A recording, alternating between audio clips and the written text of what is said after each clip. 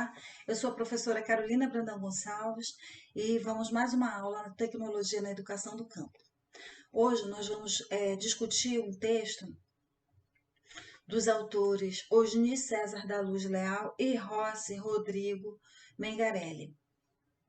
Esses autores eles fazem uma discussão sobre a educação do campo e as diferenças da educação urbana, da educação da cidade, em que eles vão dizer que existe uma dicotomia entre essas duas modalidades de educação que deve ser superada, uma vez que a educação do campo se encontra numa condição desfavorável em relação ao acesso aos meios tecnológicos em comparação à educação urbana.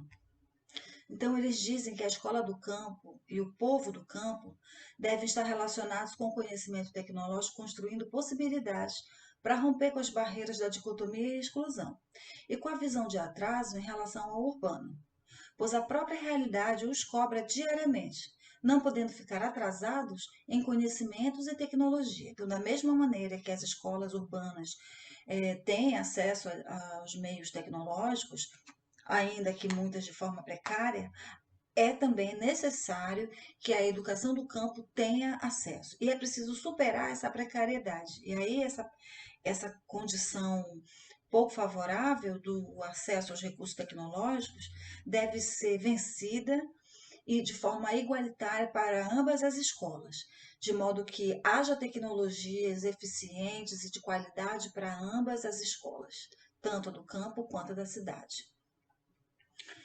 Então, as tecnologias na educação do campo, né? É importante aliar tecnologia, ética e educação, para romper com as inferioridades impostas na cultura humanística e cultura técnica, dando a entender que o sujeito do campo também tem acesso às tecnologias sem diferenciação de pessoa urbana e pessoa do campo, e acesso à tecnologia na cidade e no campo. Os direitos devem ser iguais, sem exclusão, sem benefícios. Nesse sentido, o que os autores estão chamando a atenção é para a condição humana das pessoas que fazem parte do processo educativo. Como seres humanos, todos merecem uma educação de qualidade e, portanto, o acesso e a possibilidade de usufruir dos meios tecnológicos para aprender. Lembrando que os recursos tecnológicos da educação, eles não são apenas os associados aos recursos eletrônicos, às máquinas e equipamentos eletrônicos, como a internet, o rádio, a televisão, mas também existem outros equipamentos produzidos pela escola, dos quais tanto a educação do campo quanto a educação da cidade merecem ter acesso. Como exemplo, o livro didático, a lousa. Nós sabemos que em algumas escolas no interior do nosso Brasil sequer existe uma lousa. Então, é uma condição extremamente desfavorável para os alunos que não têm os recursos mínimos para desenvolver as suas aprendizagens. E aí, os autores vão discutir um pouco mais sobre as dicotomias entre a educação urbana e a educação do campo. Segundo Osni César da Luz Leal e Rodrigo Mengarelli, o urbano não pode ser visto como superior em relação ao campo. E que na educação não pode ser diferente, tendo que ser tratada de maneiras iguais a partir de cada realidade. Embora o campo e a cidade tenham realidades diversas, correspondentes às suas especificidades, a educação do campo merece ser tratada com respeito e com atenção da mesma forma que a educação urbana. Pode-se dizer que o conceito dicotômico se aplica na educação escolar campo-cidade, homem rural e homem urbano, e educação rural e educação do campo, né? Educação urbana e educação do campo. Isso quer dizer o quê? Quer dizer que não é possível tratar o homem rural diferente do homem urbano e a escola da cidade diferente da escola do campo. Todos merecem ter uma educação de qualidade, igualitária. Existe uma divisão de valores onde os interesses do urbano, eles são impostos aos demais, sejam por políticas, valores e investimentos. Não é respeitada a realidade do outro. Então, há necessidade de mudanças para a desconstrução dessa realidade. No caso, as políticas de educação precisam considerar as especificidades aonde a educação acontece. E nesse caso, a educação do campo tem particularidades, tem as suas especificidades, que são diferentes da educação da cidade. E isso não a desmerece. Na verdade, é necessário uma atenção por parte das políticas públicas para garantir a aprendizagem e as melhores condições para que o processo educativo aconteça no campo ou na cidade.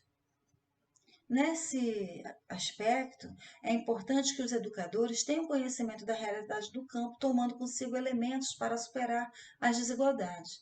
E nesse momento, uma educação aliada à tecnologia, contribuindo para o desenvolvimento do sujeito do campo. E as leis voltadas para a educação devem assegurar os direitos conquistados. A LDB, Lei 9.394 de 1993, né?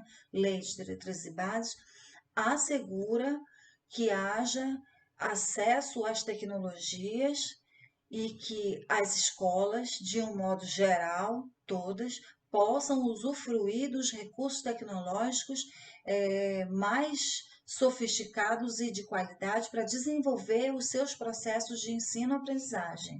Então, a educação do campo também precisa desse cuidado e dessa obrigação, do cumprimento dessa obrigação legal disposta na Lei de Educação de Diretrizes e Bases. Aqui as nossas referências.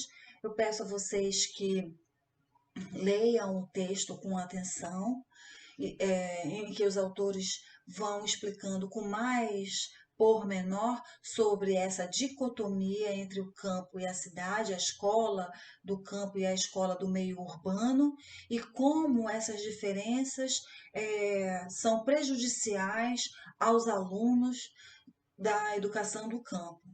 Nesse contexto, eles incluem a necessidade de que esses alunos tenham acesso às tecnologias, os professores sejam formados para utilizar os recursos tecnológicos de modo que todos possam aprender com qualidade e desenvolver as suas competências, as suas subjetividades, a sua inteligência, a sua sensibilidade.